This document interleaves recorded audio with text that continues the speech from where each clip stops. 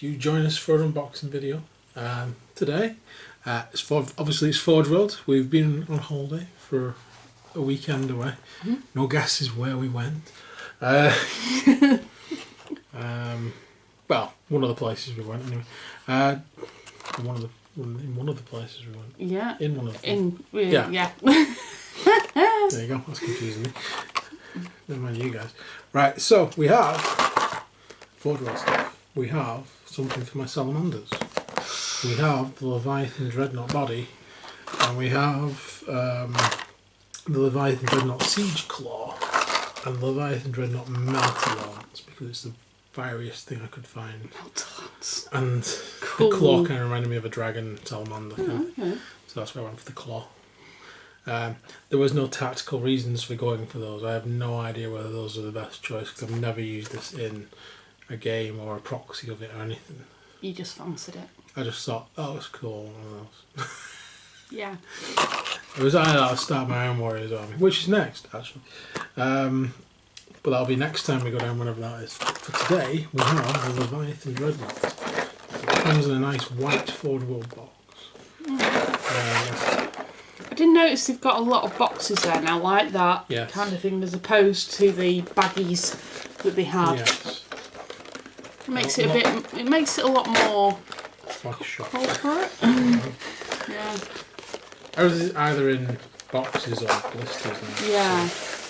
There's something in that. Leviathan Dreadnought body.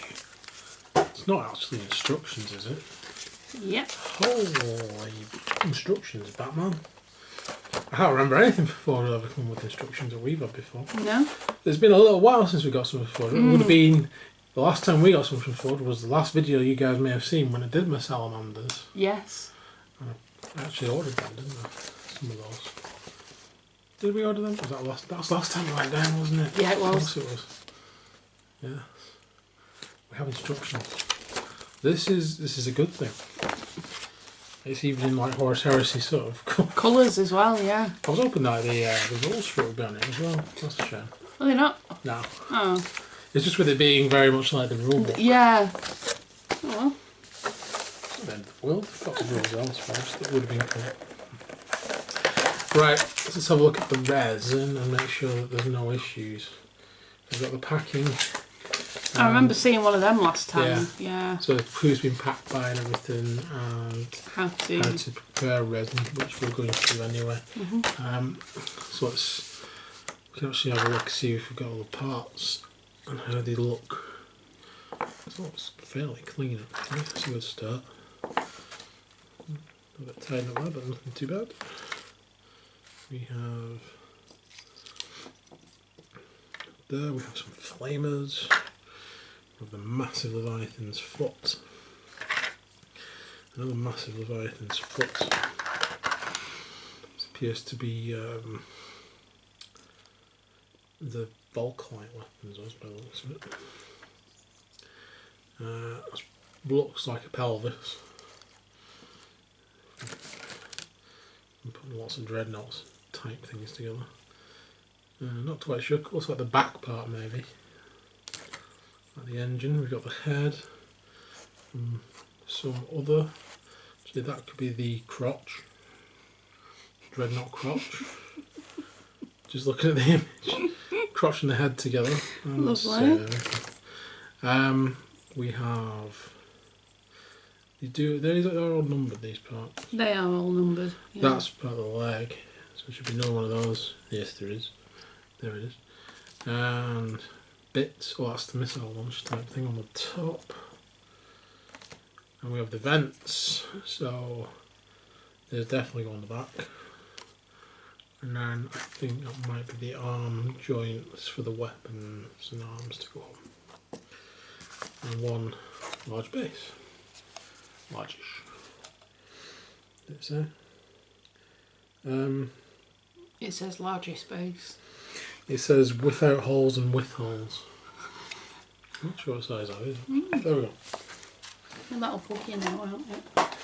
You normally like to know what size base they are. Yeah, I can never remember. There's so many different sizes these days.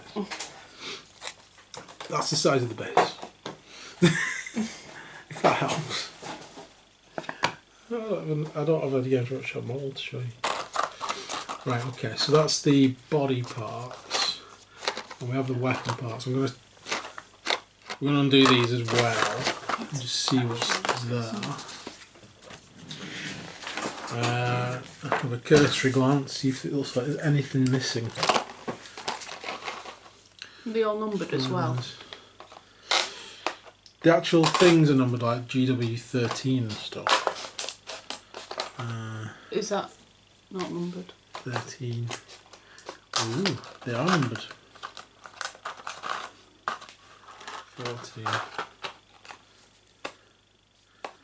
These are actually all numbered. So on the bottom part, you can see there, you've got the GW14 on there, for instance, that's the flamers. And on here we have 14, which is also there, which is right heavy flamer, and then 15 is the left heavy flamer. But there's no 15 on that. Maybe just allows you to assume there's a 12 on that one. Okay. Yes. Right, so this is the siege claw components. No instructions with these ones. No. So we have, that's going to be the main part of the claw. The claws. The wires and stuff connecting to it. I believe these are bits of the arm, maybe? Hard to tell. Then we have that bit there. And for the melter lamps, we have two large components on either side.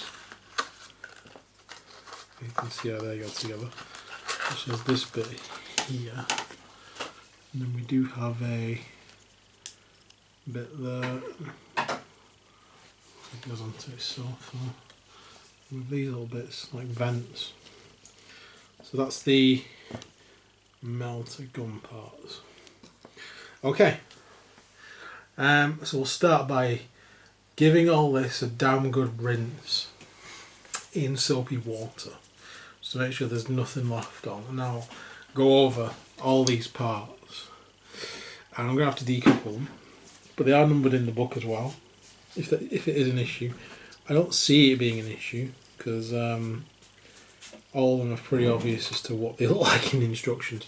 So I will be decoupling all these, tidying them up, getting all the bits off we don't need, giving them a good wash, and then we'll come back and we'll start building the thing. Okay, so we're back. We have prepped the resin. I've still got the actual weapons in the bowl prepping. I've got all the body parts here now.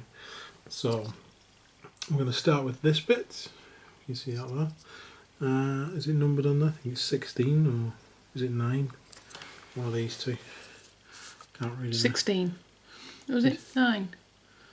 That's right. 9. Lower body. 9 lower body, yeah. Okay. I'm going to go on and just read these out. I'm just going to show you the parts, because each one's relatively unique looking. So that's one part, and that's like the engine part, rear body. So those two parts are going to fit together, approximately like that. But as always with resin, you need to make sure everything's filed down and in place. I think I might have to file it down a little bit to make sure that gets in there. So that's going to go in there. Once that is glued in place, we'll be putting on the two sort of like shoulder bits. We have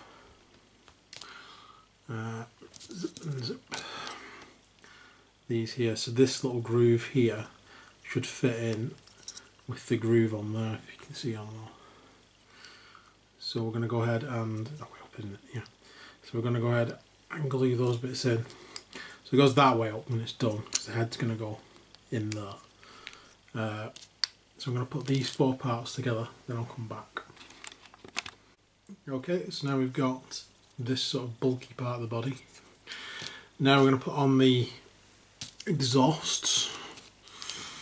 So much like most dreadnoughts, they've got these sort of curved exhaust bits going on, and they're going to go on here, and they fit onto these sort of L-shaped parts on the back. Still a bit wet. Make sure you dry these properly before you try putting them on. They're going to fit on there, apparently. Is that how it goes? Left exhaust. Yeah, so that's the right way around anyway. So these look like, do they fit on there? Talking to myself now. No, they fit on there. Sure they do. I'm not going to have those bits dangling down. Yeah, so you've got those circular bits there where that fits on. Like that.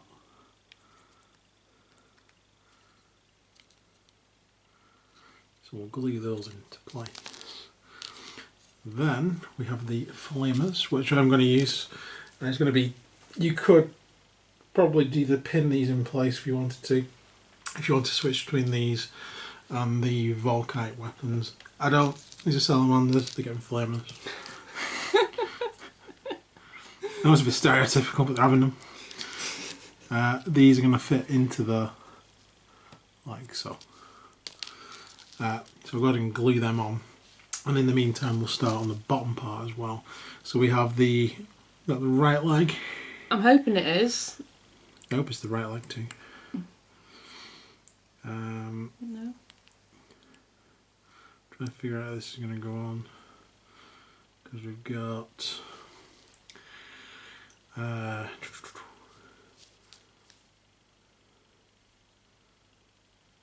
this is the left. This whole assembly is the left leg, isn't it? Yeah. So left leg. That should then fit into the.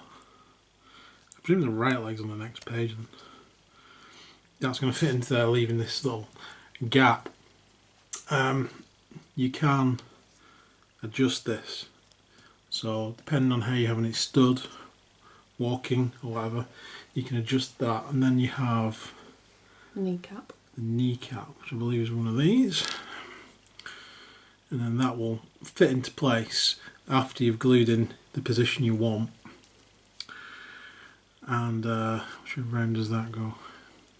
It goes that way up. So you'd have to sort of fit that in there, fit that on there, like so. So that's going to move with it. But I'd get the leg in place first and then attach the kneecap section on. So that's going to be one leg. The other leg, I imagine, is going to be the exact opposite. It's probably on the other side of the page. I'm not going to check because I'm a maverick renegade. That a cause or a clue. But that's going to, yeah, fits in there. There you go, done. And it goes on to the groin section. It does say groin. It does. It's the groin section. So what I want to do is not quite glue these on, just get these bits sort of as they are, and find out what position I want to put this. So I'm going to dry fit everything from the legs down, from the waist down. Everything's going to get dry fitted so that when the legs go onto the base, I know they're in the right position and stuff. But to do that, I'll need to get up to the point where they've got the feet on as well. So what I'm going to do, I'm going to glue these bits together. I'm not going to glue these just yet because I need to get them into the right position. But we can see how they assemble anyway. That's the main thing. And then if we turn it over, open, we've got some feet. There we go.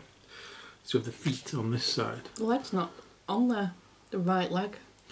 Yeah, I'm wondering if I probably should read the instructions. Left or right, and they can be positioned according to the power desired. Repeat step 5 for the right leg and check outer edge of each leg as it should appear towards the knee. There you go. What kind of accent was that? I have no idea. That was weird. I know, I was being weird. But that's the foot for the right side, and that's the foot for the left side. So the left foot's the one that's actually just coming up off the ground. So, not you, you. So when you fit in the left one, you want to kind of get the leg to look like it is just either lifting up behind it. So that's why you need to get all your positioning right first. Now what you can do, you can blue tack these together so you get the right position. You could pin them temporarily if you wanted to. Blue tack's easier.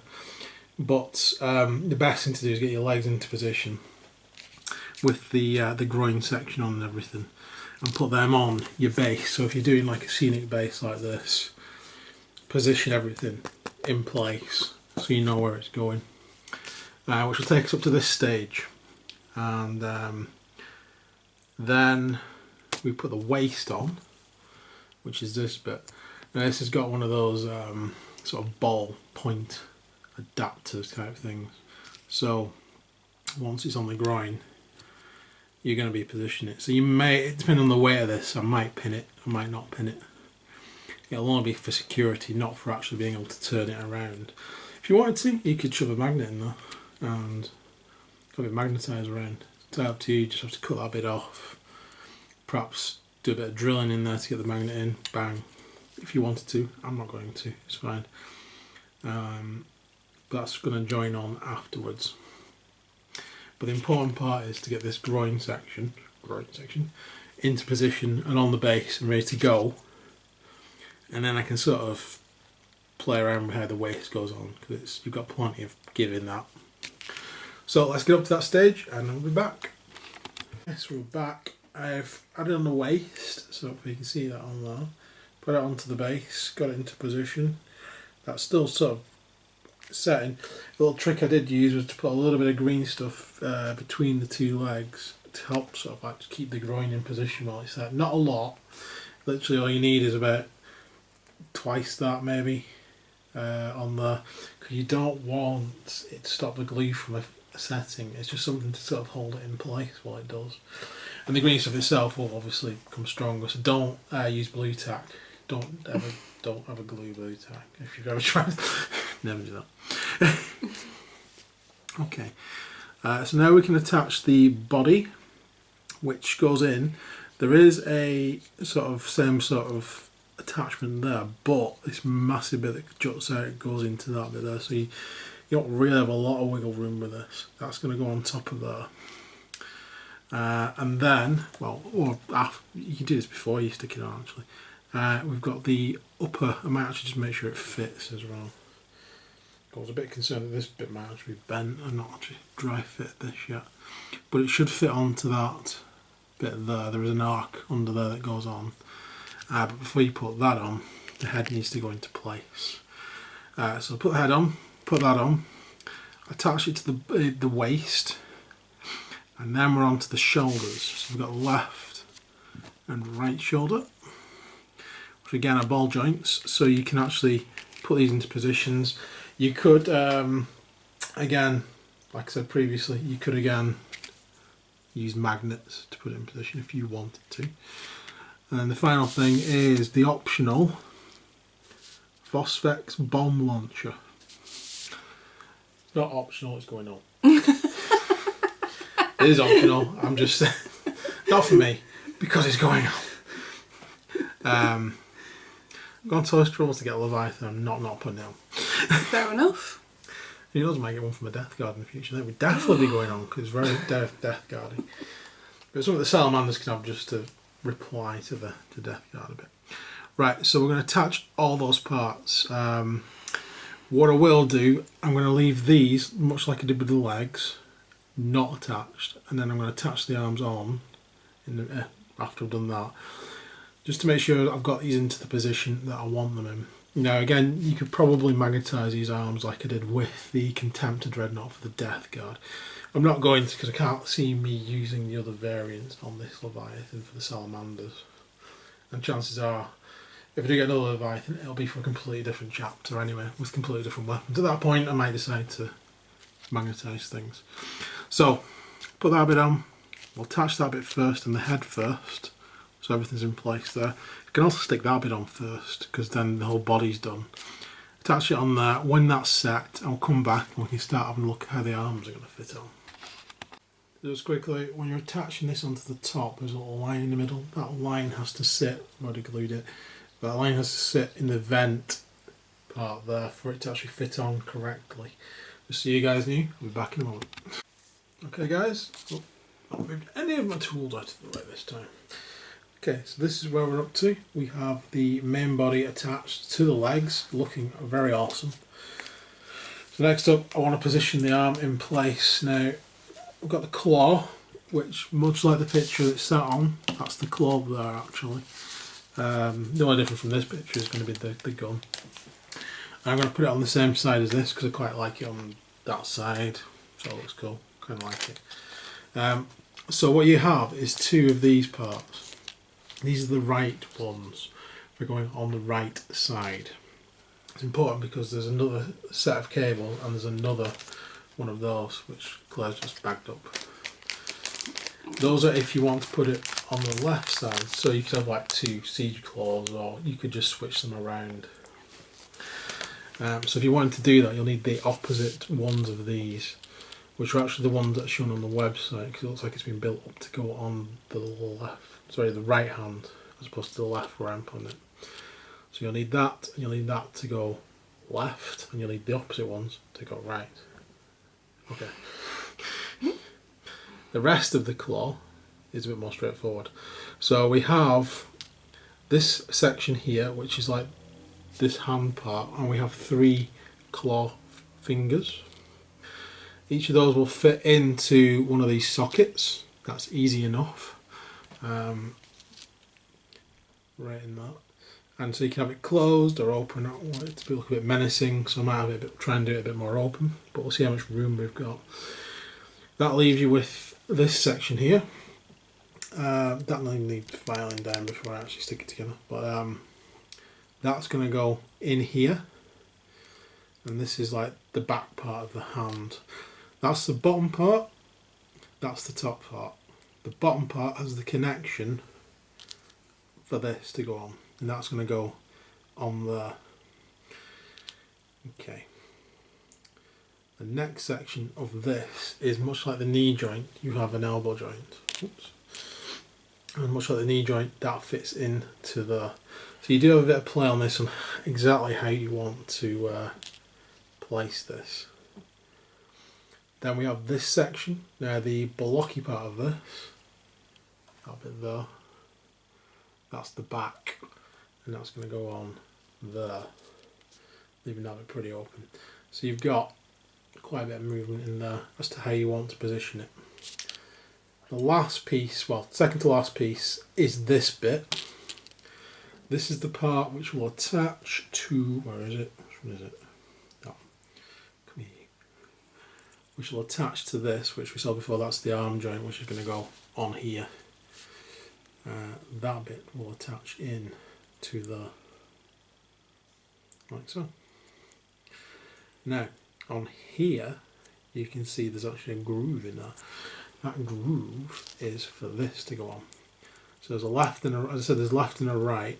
This is the, again, left version. So that's only going to fit, I'll have to file that down as well. That's going to fit into there on the back. And then this power cable here will lock into there. Hope any of that made sense. That's pretty much how I'm going to build it, stage by stage. What I want to do is try and get this into a good position, so I'm going to spend a good 10 minutes probably making sure that everything is fitting correctly by sanding stuff down. That's what most important at this point, is to make sure the fittings are right. Anything aesthetic which is on the outside can be dealt with later. Yeah, so that's going to go in there. So I want to get all the fittings right on this. So when we come back, what I should have on here is a fully fitted Dreadnought arm with a claw. If there are any issues or anything I did not see, I shall be back in between. Otherwise, we shall see you in a moment. Okay, so we have fitted the arm, there it is. And we've had to bend this wire end into the right position. Remember, applying a bit of heat onto that wire will allow you to bend the resin just to get it into whatever position you've put it in. Best bet when you're doing that is to get it approximately in the right position, glue this bit on, and then bend this bit into place, or vice versa, but it's the way I did it. I glued that bit on first. Okay, so now we need to move on to the big lance weapon. So this is made of 2 parts. Those are 2 parts. They go together like that. Then we have this bit here. Now there's 2 of these. Again, this is a righty and lefty job. So we need the one which is going to fit on here, which I believe is that one, like so. So that's going to fit on the back of there. And then we have 2 other pieces which are pretty much the arm assembly. Here we've got this bit that's going to go into there, like that. And this bit which is going to go onto there, like that. Again, you can magnetise this so you can turn it. Not going to bother. I'm shooting straight forward with my massive tank killing, bunker killing lance. So I'm going to attach these parts and then I shall be back for the finished with the finished miniature. Okay, so here is the finished model. Massive. It looks awesome. I'm really looking forward to putting this into my salamanders army. It went together relatively easy. The resin wasn't too bad. There's a few bits still need clean up, especially on the claws. So we'll do a little file on them. Might need a little bit of filling, but as resin goes, it was pretty good. It's good for Forge World. There we go. Quite heavy, aren't they? I expected this to be heavier, but there it is, finished. And just for scale purposes, I did find a willing salamander to come and stand next to it. There he is. You see there. And in case you want a Terminator's eye view, there you go. That's him next to the Terminator. Way bigger. I'd get my content to Dreadnought, but it's all sealed away safely with the rest of the entire Legion. There we are. So, hopefully next time you see this guy, he'll be in the same colours as these dudes. Just the dark salamanders green I've done. So. Right, there we go. That is Leviathan Dreadnought from Forge World. It is very awesome as far as I'm concerned. It will go well with my salamanders army. It'll make a nice little centre point, I think. It was either that or the Storm Eagle, and I couldn't bring myself to try and face to put a Storm Eagle together. From what I've heard, they're pretty. Pretty hard work. Yes. Like your Spartan that you had. Yeah, but thanks I didn't put that together. So. No. Yes. But that was hard work. So there we go. Cool. Cool. Right. So the next Forge World thing, as I said, whenever it comes round, will probably be Iron Warriors for me. However, Claire did buy herself a little Necromunda model. I did. Don't think we're starting in Necromunda. She just liked the model. That's fair enough. If you want to paint, that's great. So you might see a couple of other bits.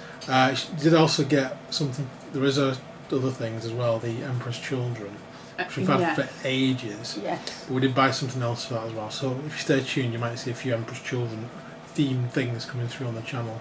I hope at some point. Other than that, it's just the usual things we're doing. The next video I think is going to go up is your new commissar, which is Severina Rain. Yeah, which came out last week, but we've been away, so we haven't had a chance to do the videos. No. So there we go. So stay tuned for that. Hopefully we'll see you again soon. Please like and subscribe. And you guys take care for now. See you soon. Bye for now. Bye.